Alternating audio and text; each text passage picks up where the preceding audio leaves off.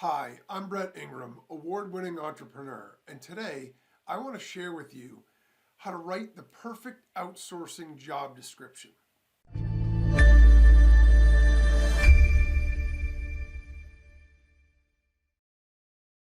So outsourcing is something that can really make a big impact on your business. So regardless of what type of business that you're running, there are always going to be more jobs, more roles, more tasks than we could ever get done ourselves. And traditionally, the way that all these things were kind of handled in the business world is we would just go and we would hire an employee if we needed something else done. But hiring an employee is a big rigmarole. It's a big expense.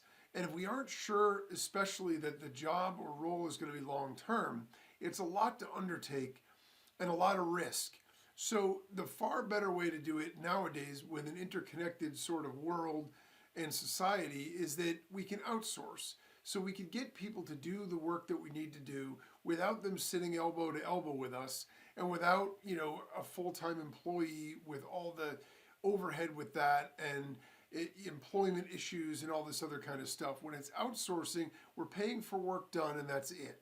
And so it's sort of on-demand employment, if you will. So we can hire somebody, we can test them out, we can have them do some work, and then if it doesn't work out, we can let them go. Or if the job ends, we can let them go. We don't need to find other things for them to do. And so if we're smart about the way we do this, what we're able to do is we're actually able to get the best talent possible at a very reasonable price for all the things that we need to get done. And so essentially that's all outsourcing is. It's basically hiring without the hiring part of it. We're able to get somebody else to do the work. Oftentimes they're remote from where we are and the commitment to each other is minimal. So there are pluses and minuses of it, but in general, it's a great way, particularly to start to add help or add members to the team. Even if the goal is to eventually grow the team and have a large staff, maybe a great way to get started is with outsourcing.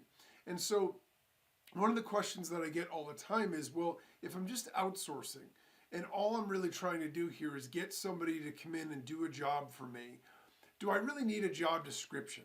It seems like it seems like a lot of work to create a job description. That's what you normally do when you're hiring somebody. You write it all out, then you bring people in for interviews, you have second rounds of interviews, you have everybody that interview them to see, you do a background check, you try to verify that everything is good so you can make the best possible decision about whether or not you hire the right person. Well, if we follow a similar process, we don't need to get that much in depth. But if we do a job description for outsourcing, our odds of success are far higher. The challenge, or sort of the trap that a lot of entrepreneurs fall into, is they feel as though outsourcing is casual. So the idea is, well, because I don't have a big commitment to this person and they don't have a big commitment to me, why do I care? I don't need to write everything out and have all the details and all of that stuff.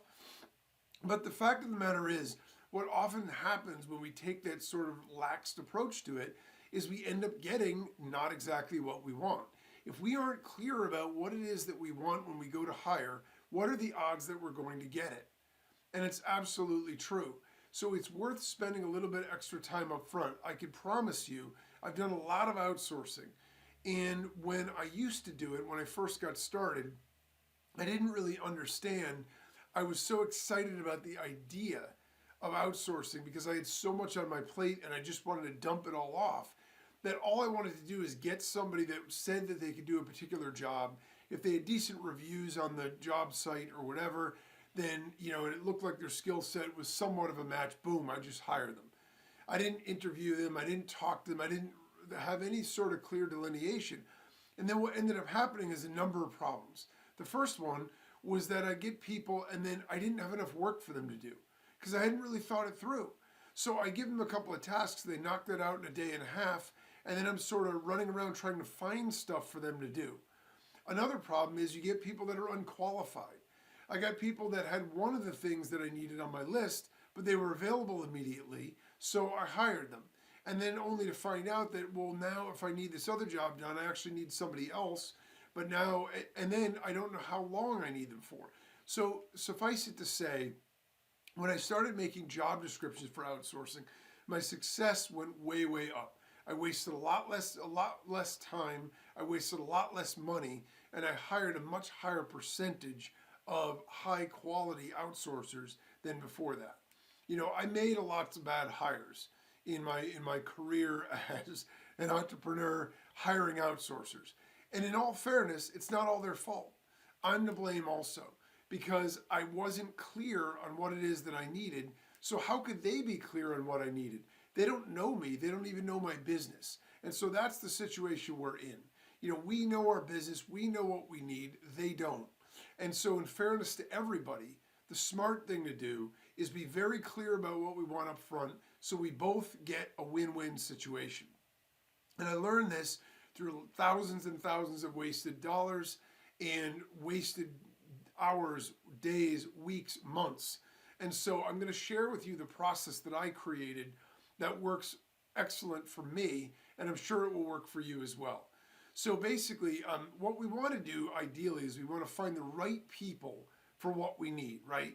We don't want to hire somebody only to have to let them go to hire somebody else, because even in an outsourcing environment, we're still wasting the time and money trying to train them or get them up to speed, give them logins to our systems, only to find out that then we have to do it all over again. So the first step, and it's basically a 5-step process. The first step is to clearly define what you need done. Okay, so now this sounds sort of simple, and it sounds not, almost logical and common sense, right? Of course, I mean, what I need done, I need someone to make graphics for me.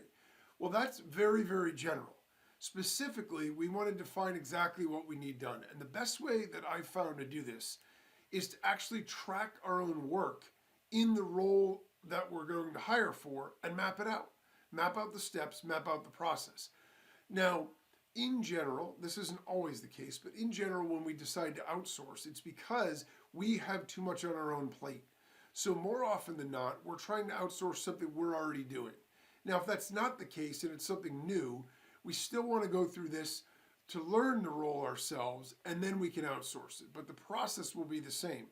So what we want to do is we want to actually, when we're doing any of the tasks within that role, so if it's graphic design, if it's admin type work, whatever it is, what we want to do is we want to actually map that out. So we want to map what the steps are that we're following, what the tools are that we're using, and what the overall process is.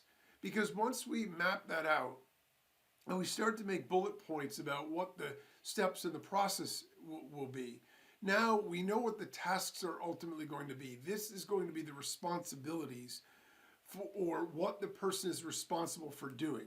So for example, if I'm going through my inbox and I know, geez, I'm so sick of weeding through my inbox, I'm getting all this spam and junk mail, but there's some receipts that I got to put in this folder. I delete these. If it's from these 5 senders, I star it. If it's from this, I need to respond. Boom.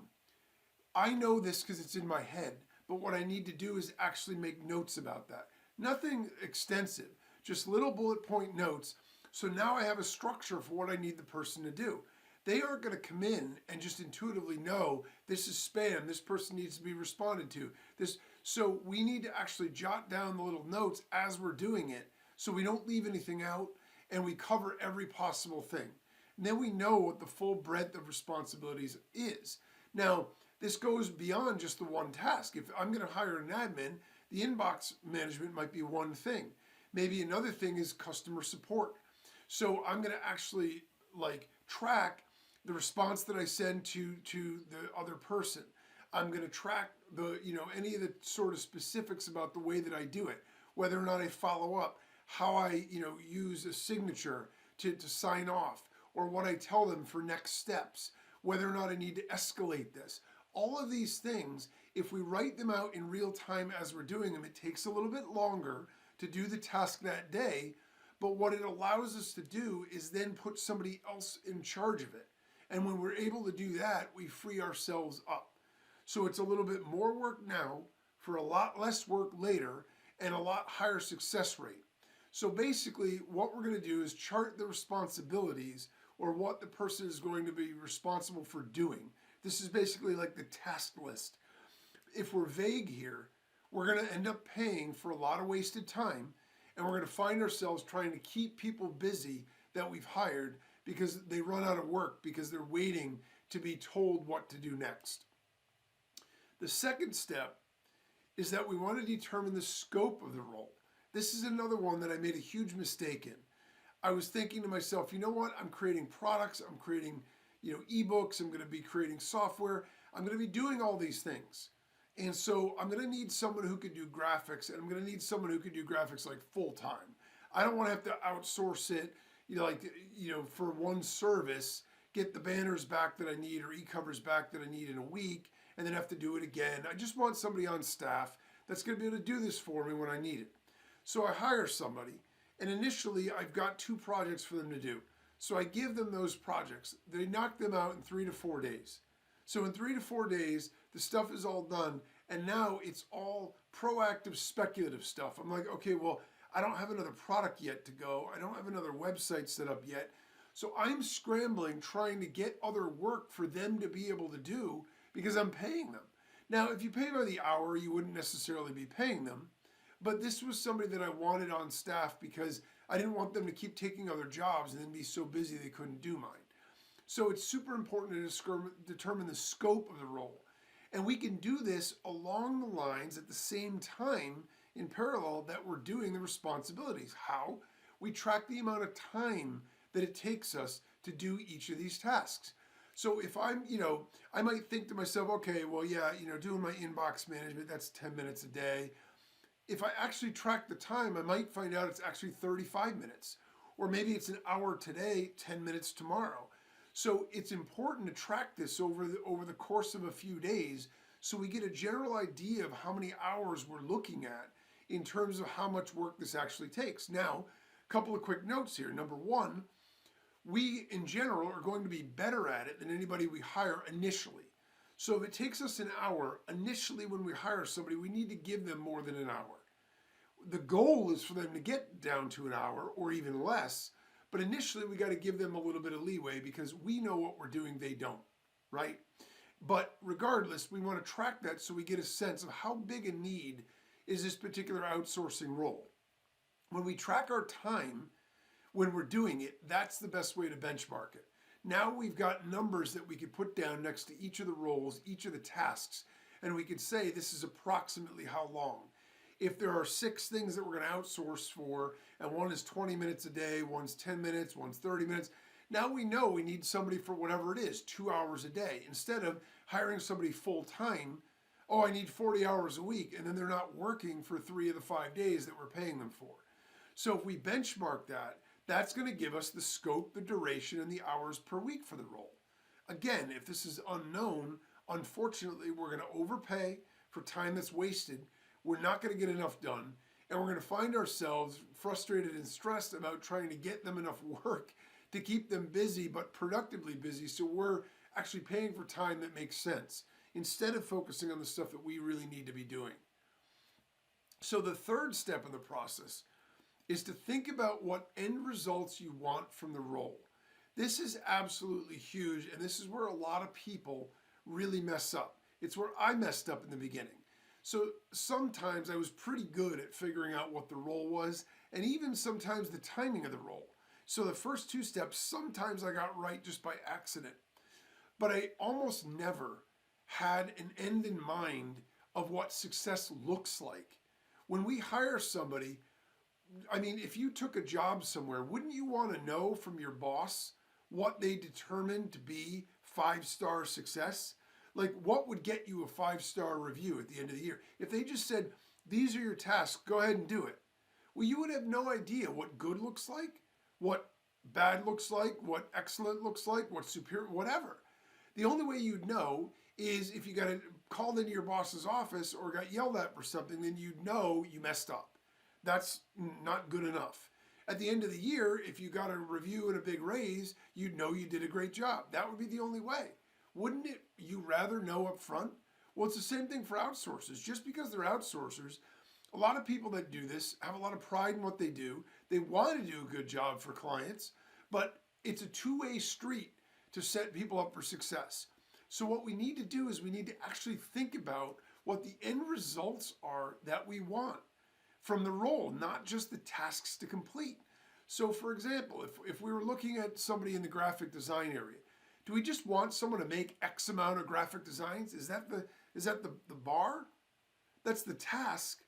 But the results are maybe we want graphic designs that get engagement when we post them on social media. That's something that's measurable. It lets the person know that what the end result and goal of the graphics they're making is. So it makes it a lot more tangible. It makes it a lot more real. Now they know they're going to need graphics that pop, graphics that get attention.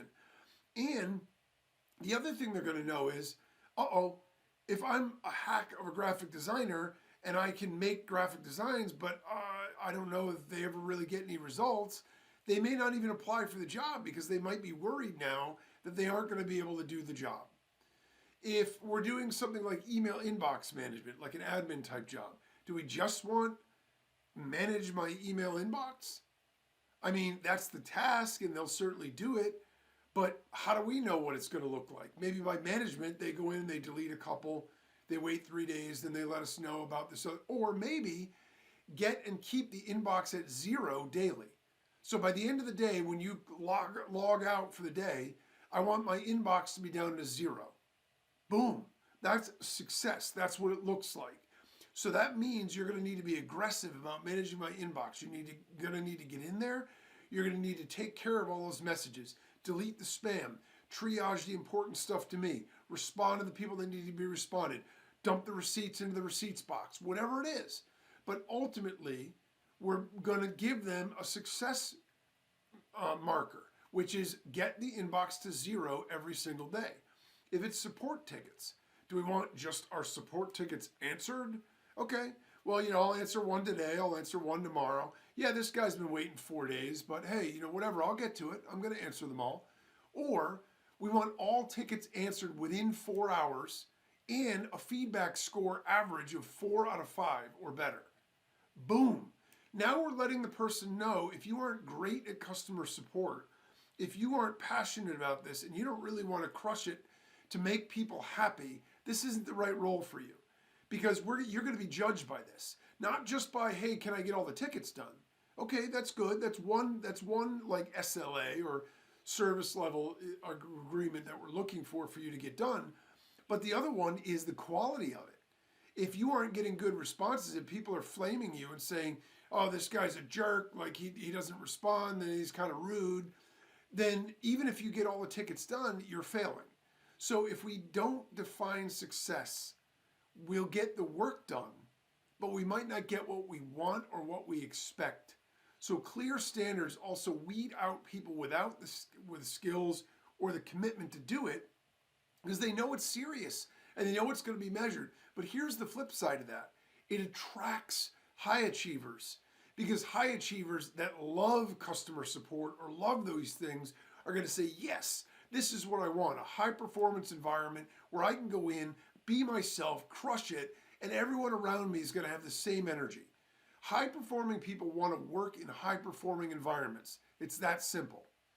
The fourth step with this is to think about the requirements to be successful. So we've talked about the task, we talked about what success looks like, but there are some things that people need. There are hard skills and there are soft skills. So the hard skills are going to be things like the software apps or the systems and app experience that they need. If we use Camtasia for our video editing, well, they need to know that. If we use Canva or Photoshop for our image editing, and we're hard and fast on that, they need to have that skill, or they need the ability to learn it really, really quickly. If we're posting on social media and we're using Hootsuite, well, then they're going to need to know Hootsuite. So all of those kinds of things are really important. If they're taking like dictation or whatever, then how many words a minute they can type. Whatever it is, those things are sort of the hard skills that they're going to need. And we want to make sure that we're clear about that. It's easy to take that for granted and assume, oh, we want a graphic designer, so of course they know Canva, of course they know Photoshop. Maybe they're using some Corel Draw or something. So we need to make sure that we're clear about that. But there's also soft skills. These are equally important. What character traits and other details, communication skills can be really important.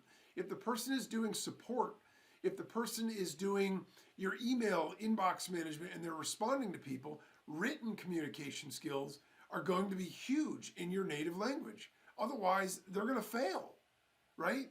Attitude.